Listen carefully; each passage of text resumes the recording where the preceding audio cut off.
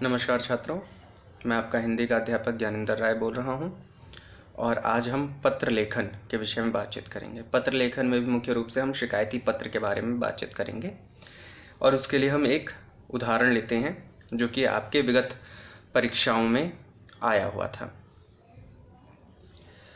आपके घर बिजली का भारी भरकम बिल आ गया है। आप दिल्ली विद्युत बोर्ड के मुख्य अभियंता को पत्र लिखकर उन्हें अपनी समस्या से अवगत कराएं। पत्र आरंभ करते हैं। मुख्य अभियंता, आप चाहो तो इससे पहले सेवा में लिख सकते हो, हालांकि अब वो ट्रेंड पुराना हो गया है, ठीक है, इसलिए आजकल पत्रों में नहीं लिखा जाता। तो आप सेवा में लिखना चाहो तो लिख सकते हो। तो सेवा में मुख्य अभियंता, दिल्ली विद्युत बोर्ड। इसके बाद आप यहाँ पर पता लिखोगे। यहाँ पे तो शॉर्टकट में निपटा रखा है, दिल्ली लिख दिया गया है, ठीक है। आप जो भी आपके क्षेत्र का दिल्ली विद्युत बोर्ड का कार्यालय है उसका पूरा पता लिखोगे, जैसे सेक्टर 5 रोहिणी दिल्ली 110085, ठीक है, 110085। तो इस तरह आप पूरा पता लिखोगे जिस भी कार्यालय के मुख्य अभियंता यानी चीफ इंजीनियर को आप लिख रहे हो, ठीक है। फिर विषय अत्यधिक राशि के बिल के संदर्भ में, यानी बहुत भारी भरकम राशि का बिल आ गया है।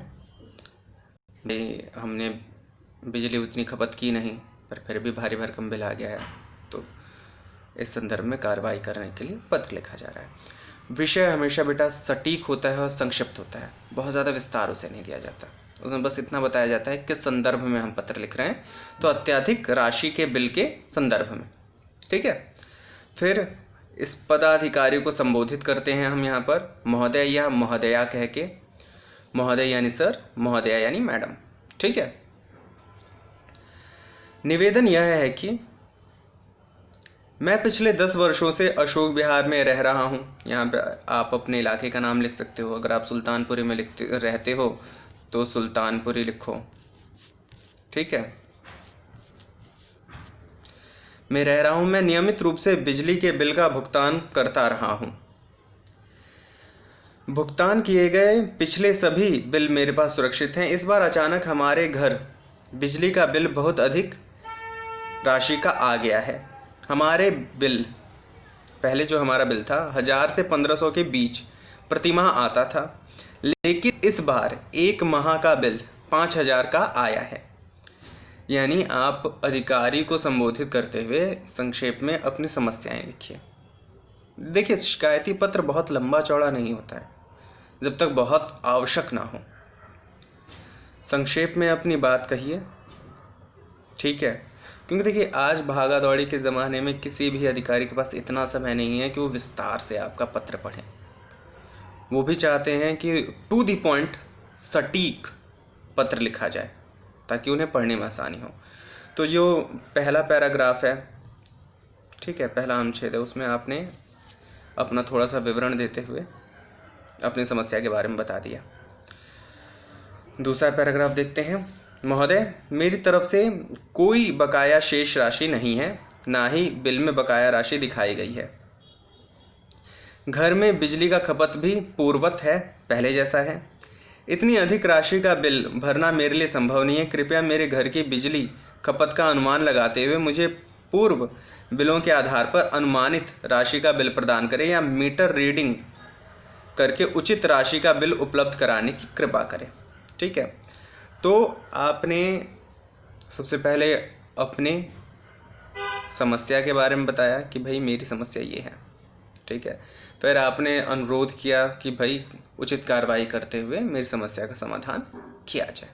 तो शिकायती पत्र की जो विषय वस्तु होती है बेटा, उसमें मुख्य रूप से 2 ही चीज़ रहती है। पहले अपने शिकायत के बारे में बताओ, अपना थोड़ा सा विवरण देते हुए, ठीक है, अपने बारे में थोड़ा सा बताते हुए अपनी शिकायत के बारे में बताओ और फिर अनुरोध करो कि समस्या का समाधान किया जाए।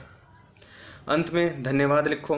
कई बच्चे क्या करते हैं, इधर धन्यवाद लिखते हैं बड़े ही स्टाइल में, इस तरह इस तरह की चीज़ नहीं करनी होती बेटा, ठीक है। आप सबको पता है कि भाई अब पत्र लेखन में हर चीज़ लेफ्ट हैंड साइड में चली गई है, बाएं ओर खिसक गई है। क्यों? क्योंकि भाई टाइपिंग का ज़माना है, कंप्यूटर टाइपिंग होती है, टाइपराइटर से टाइपिंग होती है, और टाइपिंग करने में लेफ्ट हैंड साइड से चीज़ें शुरू होती हैं। तो ये टाइपिंग की वजह से हर एक चीज़ लेफ्ट हैंड की तरफ खिसक चुकी है पत्र में, ठीक है। तो लेफ्ट हैंड साइड का ये जो किनारा है ये पकड़ के आपको चलना है।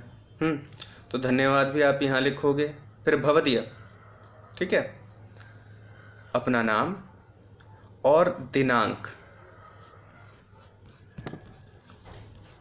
या तारीख, ठीक है। एक चीज़ यहाँ पर नोट करना आप, ये जो यहाँ पे दिनांक दे रखा है यहाँ पे दिनांक नहीं लिखना है, ठीक है।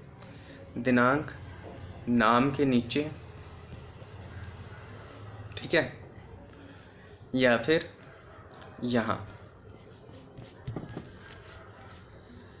मुख्य अभियंता, या फिर अगर आप सेवा में लिख रहे हो ऊपर, ठीक है, तो इसकी सीध में इधर इस कोने पे, इसकी सीध में इस कोने पे दिनांक लिखा जाता है, ठीक है। तो या यहाँ दिनांक लिखो या फिर नाम और पता के नीचे दिनांक लिखो। यहाँ पर पता भी नहीं लिखा गया है, पर आपको पता भी लिखना होता है, कॉन्टैक्ट नंबर भी अपना लिखना होता है। जब भी शिकायती पत्र लिखते हैं ना बेटा, तो यहाँ पे तो नाम लिखो पहले, क ख ग, अगर परीक्षा में लिख रहे हो तो भाई क ख ग से नाम लिखो, काम चलाओगे। या प्रश्न में अगर आपका नाम और पता लिख रखा है तो वो पता और नाम डालोगे, यहाँ पर नहीं लिख रखा तो नाम की जगह क ख ग लिखोगे। जो पता है, पता की जगह आप क्या लिखोगे? परीक्षा भवन, भवन, ठीक है। नाम पता हो गया। कॉन्टैक्ट नंबर डालना है, संपर्क संख्या, ठीक है, या मोबाइल नंबर। भाई असली अगर कंप्लेन लेटर लिख रहे हो तब तो मोबाइल नंबर डालो ही अपना, ठीक है। मोबाइल नंबर के साथ अपनी ईमेल आईडी तक दे सकते हो आप। परीक्षा में लिखना हो तो 98 या कोई भी डिजिट लिखा जिससे मोबाइल नंबर शुरू होते हैं, और फिर उसके बाद 8 बार क्रॉस मार दिया कि भाई ये रहा मेरा मोबाइल नंबर। क्योंकि परीक्षा में अपनी पहचान जाहिर नहीं करनी होती है, तो आपने नाम लिखा, फिर परीक्षा भवन नई दिल्ली लिखा, यानी जो आपका पता है उस समय परीक्षा में बैठे हो तो परीक्षा भवन ही आपका पता है। तो नाम की जगह क ख ग, पता की जगह परीक्षा भवन नई दिल्ली, मोबाइल नंबर इस तरह आपने लिख दिया, ठीक है। अब उसके नीचे दिनांक लिखो, ठीक। नहीं तो यहाँ पर इसके ठीक सामने यहाँ पे इस कोने पे आप दिनांक लिखो,